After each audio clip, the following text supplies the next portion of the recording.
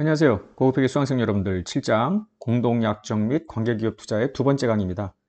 우리가 첫 번째 강의에서는 공동약정에 대해서 살펴봤죠. 공동약정은 크게 공동영업과 공동기업으로 구분한다 했고요. 공동기업의 경우에는 공동기업 투자에 대한 지분을 지분법으로 회계 처리한다고 했는데요. 이번 시간부터 배울 관계기업 투자와 묶어서 본격적으로 지분법 회계 처리를 살펴보겠습니다. 먼저 지분법 회계 처리를 보기 전에 어떤 투자 주식을 관계기업 투자로 분류를 하는지 먼저 관계기업 투자부터 살펴보도록 하겠습니다. 관계기업이란 투자자가 피투자자에 대하여 유의적인 영향력을 보유할 경우 그 피투자자를 관계기업이라고 합니다. 우리가 2장에서는 투자자가 피투자자에 대해서 지배력을 갖고 있을 때는 그 피투자자를 종속기업이라고 그랬죠? 7장 앞부분에서 투자자가 피투자자에 대해서 공동 지배력을 갖고 있을 때는 공동기업 투자, 공동기업이 되는 것인데요. 이번에는 유의적 영향력을 갖고 있을 때는 관계기업이라고 합니다. 그리고 그 투자 지분을 관계기업 투자라고 하는데요. 유의적인 영향력은 무엇인가? 2장에서는 지배력을 우리가 상세하게 배웠었죠. 자, 유의적 영향력, 지배력보다는 낮은 수준의 어떤 통제력이라고 보면 되는데요. 기업이 직접 또는 간접, 그래서 간접은 종속기업을 통해서 피투자자에 대한 의결권의 20% 이상을 소유하면 유의적인 영향력이 있는 것으로 본다라는 것이죠. 일단 의결권 기준 20% 이상입니다. 20% 이상의 지분이 있더라도 유의적 영향력이 없다는 사실을 명백하게 제시한다면 유의적인 영향력은 없는 겁니다. 한편 20% 이상이라고 해서 이 양적 잣대를 딱 무자르듯이 구분하기는 어렵잖아요. 피투자자에 대한 의결권 20% 미만을 소유하더라도 나는 그쪽에 대해서 유의적 영향력이 있다라는 사실을 명백하게 제시할 수 있다면 유의적 영향력이 있는 것으로 보는 겁니다. 잠깐 한번 그림을 볼까요? 그림 2번인데요. 지금 갑이라는 회사는 병에 대해서 60%, 을에 대해서 10% 지분을 갖고 있고요. 병이 다시 을에 대해서 15% 지분을 갖고 있습니다.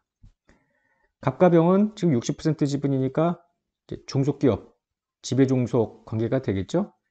자, 그럼 갑은 을회사 투자 주식을 관계기업 투자로 분류할 수 있겠는가, 즉 지분법으로 평가할 수 있겠는가 하는 건데요. 직접 10%, 종속기업을 통해서 15%, 도합 25%입니다. 지금 갑과 병은 하나의 실체잖아요. 경제적으로 보면 단일 실체이기 때문에 이 단일 실체가 을에 대해서 20%를 갖고 있다고 보고 유의적인 영향력이 있다고 봅니다.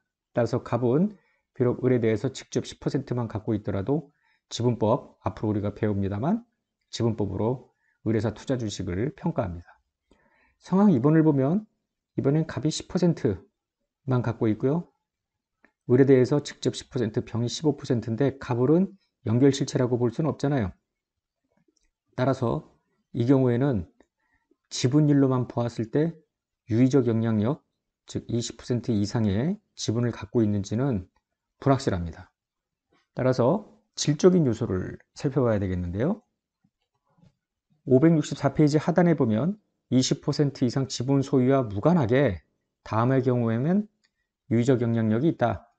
마치 2장 지배력을 우리가 판단을 할 때 실질 지배력 유무에 대한 정성적 평가 기준이 있었잖아요. 유사합니다. 피투자자의 이사회나 이에 준하는 의사결정 기구에 참여하거나 배당이나 다른 분배에 관한 의사결정에 참여하는 것을 포함하여 정책결정 과정에 참여하고 투자자와 피투자자 사이에 중요한 거래가 있거나 경영진 상호교류, 필수적 기술정보 제공이 있다면 20% 이상 지분 소유와 관계없이 유의적 영향력이 있다고 보는 것입니다. 한편 잠재적 의결권이라는 게 있는데요. 전환우선주, 전환사채, 신주인수권 등이 보통주로 바뀔 수 있는 그 특성이 있다고 할 때 지금 예를 들어 A 회사가 B에 대해서 10% 지분을 갖고 있는데 B에 대한 전환우선주, 전환사채, 신주인수권 등을 갖고 있고 이것을 지금 행사한다면은 한 22%는 충분히 돼. 그러면 이게 잠재적 의결권, 지금 당장 행사할 수 있는 잠재적 의결권을 포함해서 유의적 영향력 유무를 고려하라는 겁니다. 그래서 10%는 유의적 영향력이 아니라고 가정하고요. 잠재적 의결권을 포함하니 22%까지 올라가면 지분법 적용을 하라는 뜻으로 이해하면 되겠습니다. 본격적으로 지분법 회계 처리를 합니다. 관계기업 투자, 전 시간에 배웠던 공동기업 투자를 모두 지분법으로 회계 처리하는데요. 앞으로 관계기업 투자 또는 공동기업 투자라는 용어를 사용하지 않고요. 그냥 관계기업 투자라고 하면은 이 속엔 지난 시간에 했던 공동기업 투자까지 모두 포함되는 것으로 이해하면 되겠습니다. 앞으로 우리가 보겠습니다만 지분법 회계 처리는 3장부터 배웠던 연결 절차하고 아주 유사합니다. 둘의 논리가 같다고 보면 돼요. 역사적으로 볼 때 미국에서는 연결재무제표가 훨씬 먼저 있었죠. 1800년대, 1860년대부터 이미 연결재무제표를 만들어 왔다고 하니까요. 지분법은 그로부터 100년도 훨씬 더 지난 1970년대 초반에 만들어진 겁니다. 지분법을 만들면서 그때까지 해오고 있었던 어떤 연결재무제표 작성 절차의 논리를 그대로 개별 재무제표의 투자주식 평가에 접목을 시킨 것이죠. 이와 같은 이유 때문에 지분법 회계 처리를 할 때 예전에 3장, 4장에서 봤던 그 연결 절차하고 비슷하네 라는 느낌을 계속 여러분들이 받을 겁니다. 모든 관계기업 투자에 대해서 지분법을 적용하는 것은 아니고요. 교재에서 보는 565페이지부터 566페이지에 걸쳐 4가지 조건을 모두 충족하면 지분법 적용을 면제합니다. 잠시 후에 읽어보겠습니다만은 2장에서 배웠던 연결 면제하고 그 맥락을 같이 하는 겁니다. 즉 지배가 종속회사 예를 들어 60% 지분을 갖고 있었는데 반드시 연결을 해야 되는가? 꼭 그렇지는 않다라는 걸 2장에서 배웠는데요. 이번에도 어떤 A라는 기업이 B라는 기업에 20% 이상 지분을 갖고 있었습니다. 유의적 영향력이 있는데 반드시 B 투자 주식을 관계기업 투자로 보고 지분법을 적용해야 되는가? 그렇지는 않다라는 건데요. 자, 보면은요, 기업이 기준서 1110호 문단 4.1의 적용 범위 제외에 따라 연결재무제표 작성이 면제되는 지배기업이거나, 우리가 이 부분은 2장에서 배웠습니다. 연결면제. 연결재무제표 작성이 면제되는 지배기업이 종속회사 투자, 종속기업 투자도 있고요. 혹은 관계기업 투자도 갖고 있는 경우에는 지분법 적용을 하지 않습니다. 왜냐하면 연결재무제표를 작성하지 않으면 굳이 지배가 보유하고 있는 다른 관계기업 투자도 지분법을 적용할 이유가 없다라는 겁니다. 다음에 4가지 조건을 모두 충족하면 지분법 적용할 필요가 없다는데요. 자, 1번은 기업이, 여기서 말하는 기업이라는 것은 이제 투자자를 이야기합니다. 그 자체 지분을 전부 소유하고 있는 다른 기업의 종속기업이거나, 즉 A, B, C 할 때 이 중간 회사를 이야기하는 겁니다. 기업이 그 자체 지분을 전부 소유하고 있는 요 A 기업의 종속기업이거나 일부 지분을 소유하고 있는 요 A의 종속기업이면서, 그럼 C 투자 주식을 C가 지금 B의 관계기업 투자라고 할 때요. 종속기업이면서 그 기업이 지분법을 적용하지 않겠다라는 사실을 요 기업의 주주들, 즉 A를 비롯해서 여러 주주들이 있을 거 아니에요. 그 알리고 그 다른 소유주들이 그래 지분법 적용하지 마 라고 동의를 하면 안 해도 된다는 거죠. 여기서 연결에서도 이런 내용이 있었죠. 여러분들은 2장의 연결 면제 조건하고 다시 한번 비교를 해 보십시오.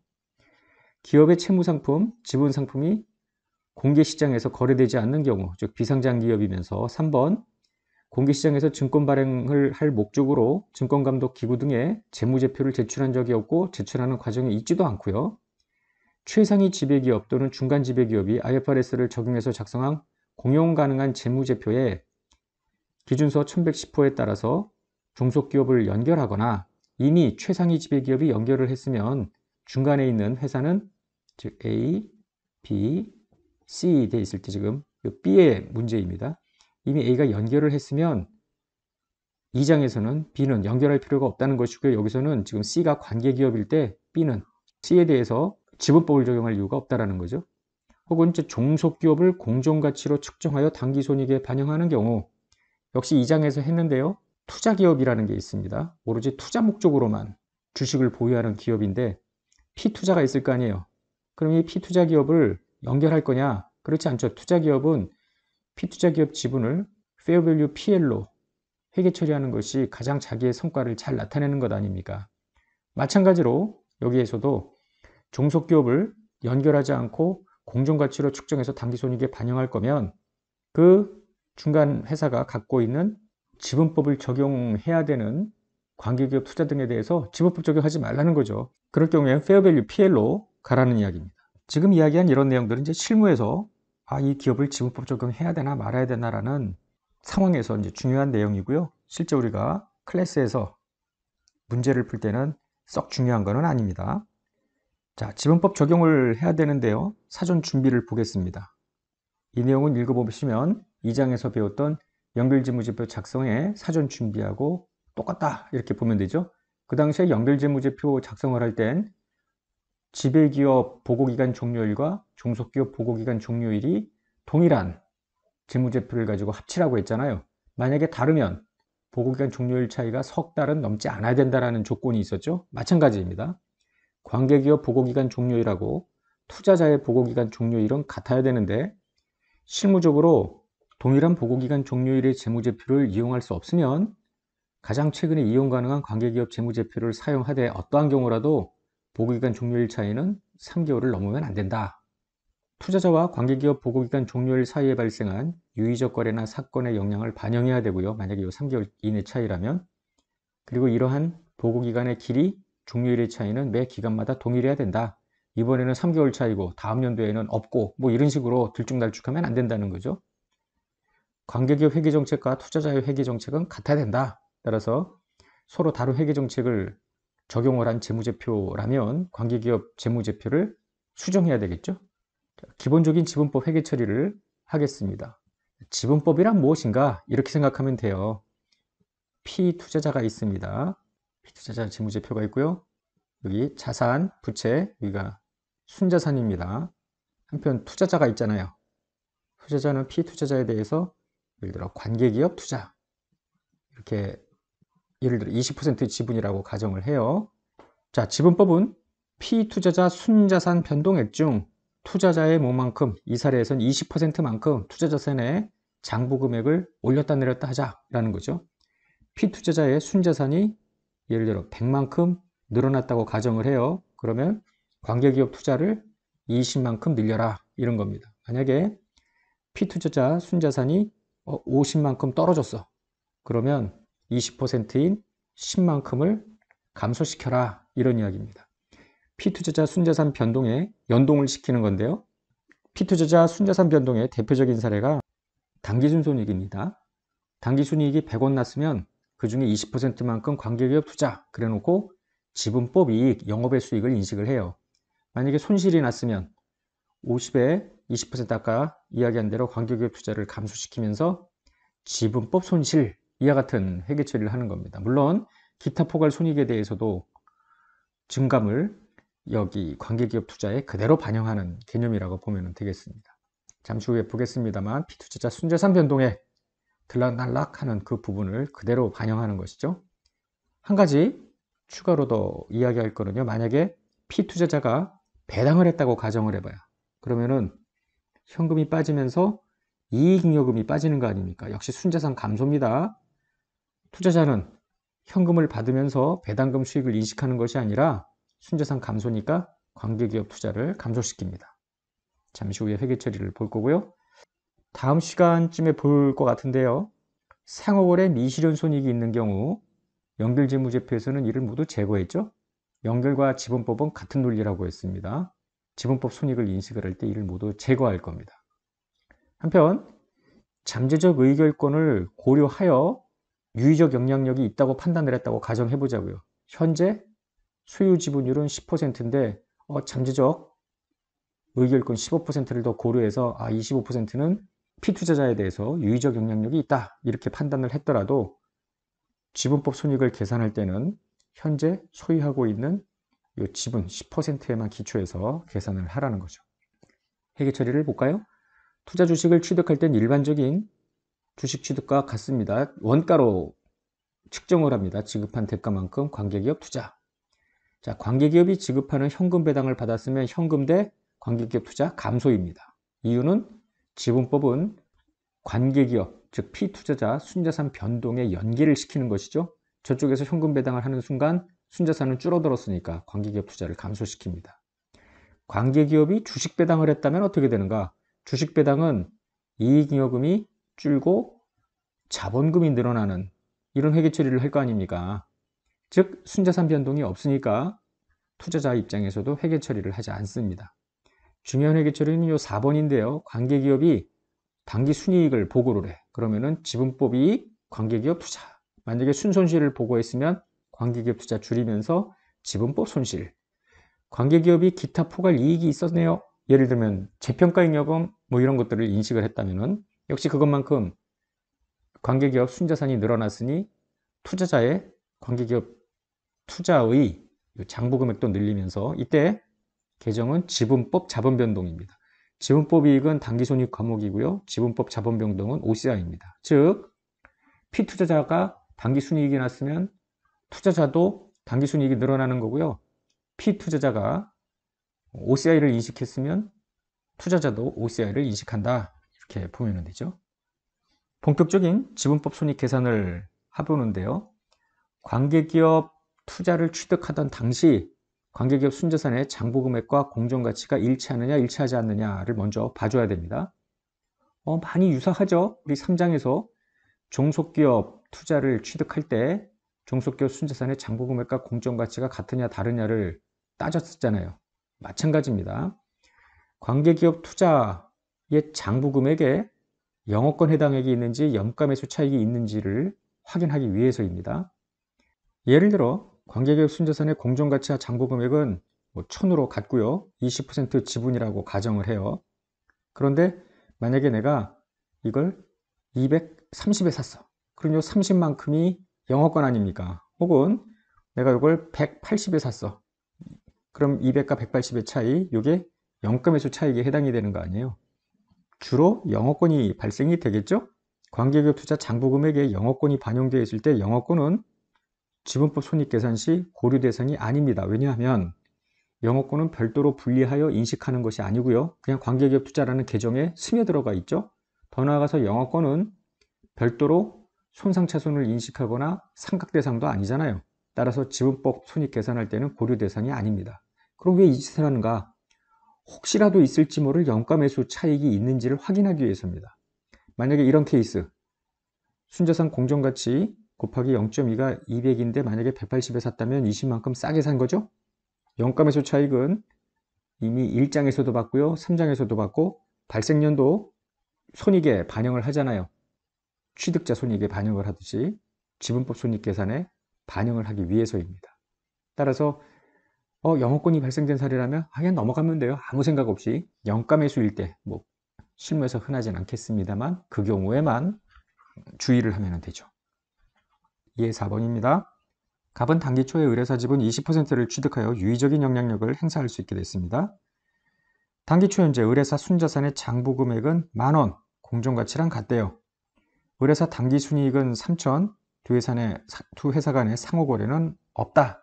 상호거래가 있는 케이스는 다음 시간에 봅니다. 자, 경우 1.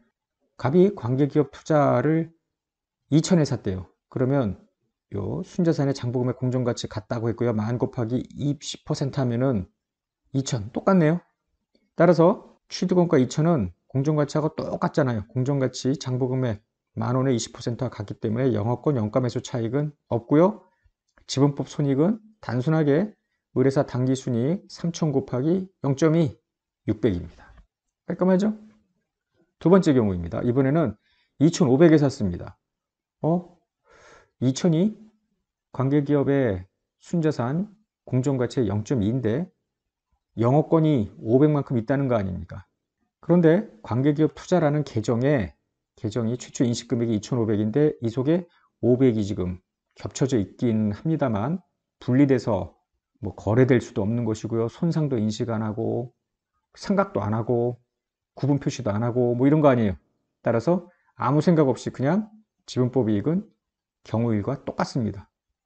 영업권이 있는 한 모든 회계 처리는 경우 1 없는 거하고 똑같다.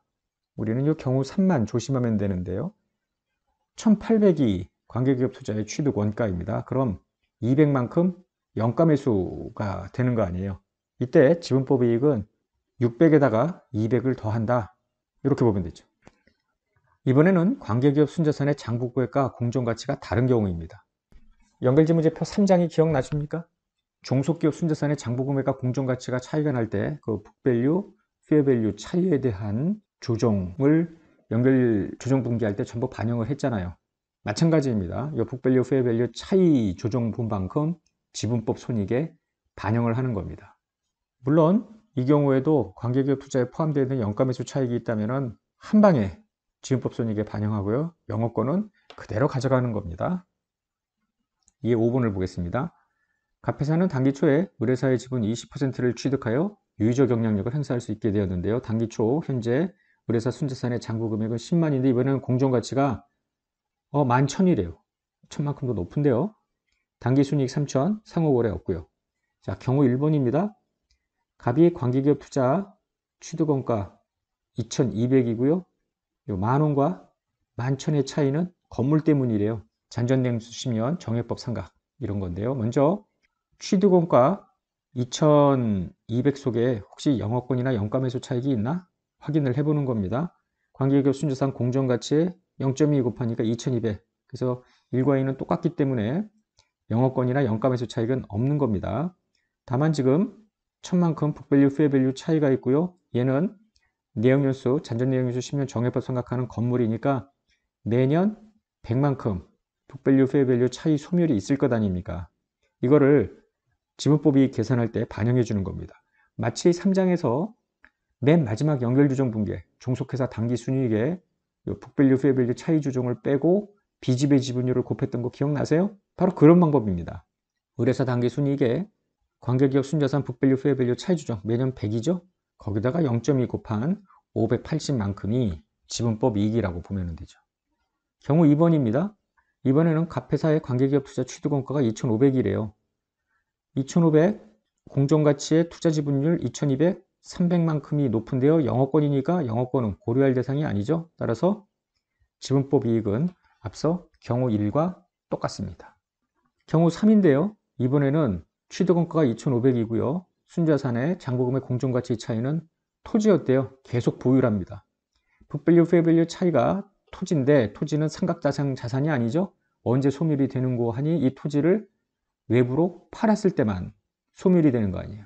따라서 역시 영업권이니까 고려 대상 아니고요. 토지를 계속 보유하고 있다면 의뢰사 당기순이익에 북밸류, 페어밸류 차이 조정은 없죠. 곱하기 0.2에서 600입니다.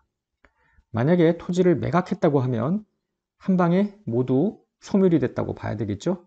그래서 3,000에서 1,000을 뺀 금액의 0.2, 400이 지분법 이익이 되죠. 경우 4입니다. 이번에는 재고자산인데요. 순자산 장부금의 공정가치 차이는 재고자산으로부터 비롯됐다는 거죠. 역시 영업권 그대로 경우 3이나 2와 같고요. 문제는 이 1,000원의 소멸인데요. 문제에서 만약에 90%가 단기에 판매됐다. 그럼 판매된 부분만큼 차이 조정이 들어가면 되죠. 다 팔렸다고 그러면은 1,000 모두 다 죽여버리면 되고요. 그래서 지분법이 420입니다. 못 팔린 1,000의 10%만큼은 다음 연도 이후 지분법 손익에 반영하면 되겠죠. 정리를 해보면 지분법 손익은 관계기업 당기 순손익에 관계기업 순자산의 북밸류, 페어밸류 차이 조정에 투자자 지분율을 곱한 금액으로 되고요. 영업권은 전혀 고려할 필요 없고요. 단지 영가매수 차익이 있으면 그 투자 주식을 취득한 회계기간 지분법 손익에서만 반영을 한다. 이렇게 보면 되죠. 지금까지 설명한 내용을 예제 1번을 통해서 복습해보죠. 갑은 1년 초에 의뢰사 주식의 20%를 취득하여 유의적 영향력을 가졌고요. 1년 초에 의뢰사 순자산의 장부금액은 100만 원인데 공정가치와 장부금액이 토지, 건물, 재고자산이 서로 다르대요. 토지는 10만 원인데 1년도 말까지 계속 토지는 보유하고 2년도 중에 매각이니까 토지의 장부금액 공정가치 차이의 소멸은 2년도에 지분법 손익에 반영하면 되죠. 건물의 장부금액 공정가치 차이는 5만인데 잔존내역연수 10년이고 정액법, 잔존간치 없이 정액법 상각이라고 했으니 매년 5천씩 조정이 되는 걸로 보면 되죠. 자, 재고자산은 4만인데요. 차이가 이 중에 0.9, 즉 36,000만큼 1년도 지분법 손익 계산할 때 반영하고요. 나머지는 2년도 지분법 손익을 계산할 때 반영하면 되겠죠. P투자 회사, 즉 관계기업의 순자산 변동인데 1년도 초 100만원, 1년도 말 110만원, 2년도 말 124만원. 2년도에 뭐 일이 많았네요. 현금 배당도 결의 지급을 했고요. 당기순이익이 늘어났고요. 재평가 잉여금 때문에 기타 포괄 이익도 늘어났습니다. 1년도에는 당기순이익 10만 하나뿐입니다. 갑이 을의 주식에 취득할 때 25만 원에 취득을 했대요. 자, 1년도, 2년도에 해야 될 회계 처리를 모두 다 해보자. 먼저 25만 원 속에 영업권, 영가매수 차익이 있는지 없는지부터 확인을 해 보아야죠. 관계기업 순자산의 공정가치의 20%인데요. 관계기업 1년도 초 순자산의 장부금액은 100만 원이죠. 100만 원이지만은 공정가치랑 장부금액 여기 10만 원, 5만 원, 4만 원 모두 19만 원의 북밸류, 페어밸류 차이가 있잖아요. 이게 여기에 더 들어가 주어야죠. 따라서 119만이 된 거예요. 곱하기 0.2 하면은 23만 8천인데 더 높으니까 영업권 아닙니까? 그러면 이후에는 전혀 여기에 대해서 신경 쓸 이유는 없습니다. 의뢰사 순자산 장부금액 공정가치 차이 토지 10만, 건물 5만, 재고자산 4만 이렇게 했는데요. 이미 앞에 문제를 읽을 때 확인을 했죠. 토지의 북밸류, 페어밸류 차이는 2년도 지분법 손익에 반영할 거고요. 건물은 매년 5천씩 반영하고요. 재고자산은 36,000원 1년도, 나머지 4,000원 2년도 지분법 손익 계산할 때 반영할 겁니다. 1년도 회계 처리 보죠. 취득할 때는 일반적인 자산 취득과 다르지 않습니다. 25만 나갈 때 현금 나가면서 관계기업 투자. 자, 2년도에 아무 일 없었죠. 지분법 손익만 계산하면 되는데 기본적인 지분법 손익은 의뢰사 순이익의 20%입니다. 다만 달라지는 거는 북밸류, 페어밸류 차이가 있는 경우에 조정인데요. 건물 5천, 재고자산 36,000 요거 조정을 해줘야 될 거 아닙니까? 그래서 11,800 하고 다음 연도로 넘어가는 겁니다. 자, 2년도에 현금 배당을 받았죠?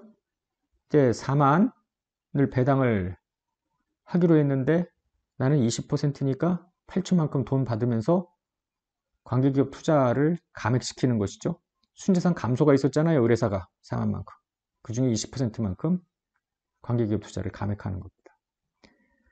지분법 손익의 인식. 2년도 순이익이 15만입니다. 곱하기 0.2를 해야 되는데요. 이때 조정이 들어가 있을 수도 있죠. 토지는 이번에 다 팔았다고 했잖아요. 그래서 10만만큼 모두 날려버리고요. 건물 계속 5천씩, 재고자산 작년에 못 죽였던 10%만큼 또 죽여버립니다. 그래서 8,200.